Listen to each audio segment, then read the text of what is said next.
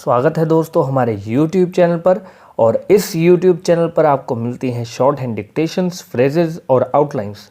यहाँ पर एक ही मैटर पर 3 डिफरेंट स्पीड्स में डिक्टेशन मिलती हैं।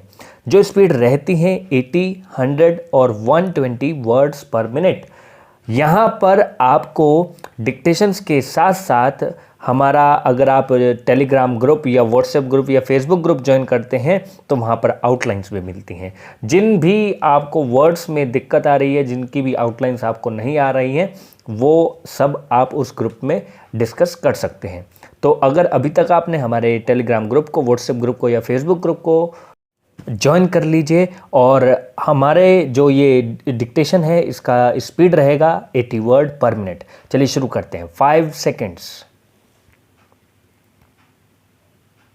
The Supreme Court's decision to take over the hearing of all pending cases relating to web content regulation, including the role of intermediaries and the traceability of encrypted messages, is both a challenge and an opportunity.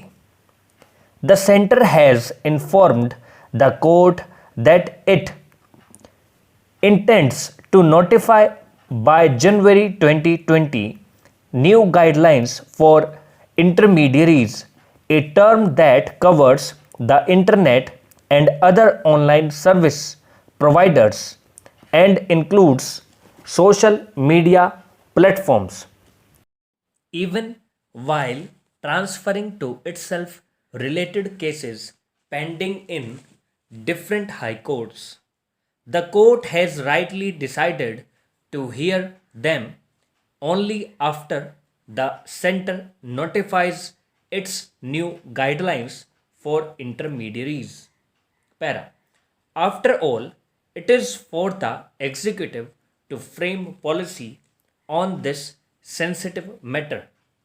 While the question whether social media need weeding out of objectionable content will ultimately require adjudication, the challenge before the government and the court is to find a balance between requiring access to the originators of encrypted content and respecting individual privacy. It is also a unique opportunity to test the impact of the K. Radhaswamy verdict 2017 within bracket on the proposed legal framework.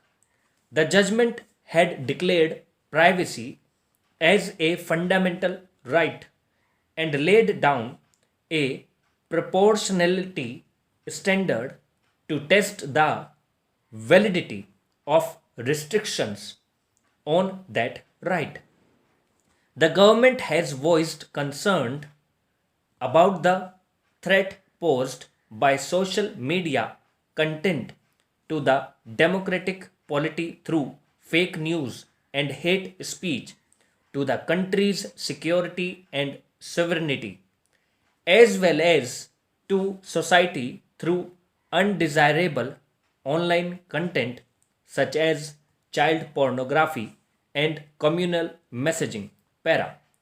The center's new draft of intermediary guidelines, originally issued in 2011, was made public last year and comments invited from all sections. The Ministry of Electronics and Information Technology has received numerous responses and interministerial discussions have taken place. It is not yet known whether concerns voiced by internet freedom activists and social media companies will be factored into the final notification. In particular, the provision on the mandatory disclosure of originators of offending messages are a source of worry to social media platforms that use end-to-end encryption. Para, whether it is technologically feasible for the platforms to provide backdoor access to law enforcement is itself in doubt, while the government's larger concern about the use of messaging technology and the potential for virality of fake news and hate mongering is quite valid.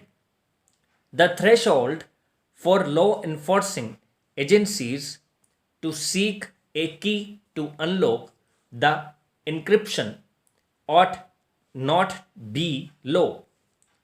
Vague appeals to security and sovereignty and a blanket claim of crime prevention contingency without narrowly defined circumstances in which intermediaries should be obliged to help the agencies can have a devastating effect on privacy.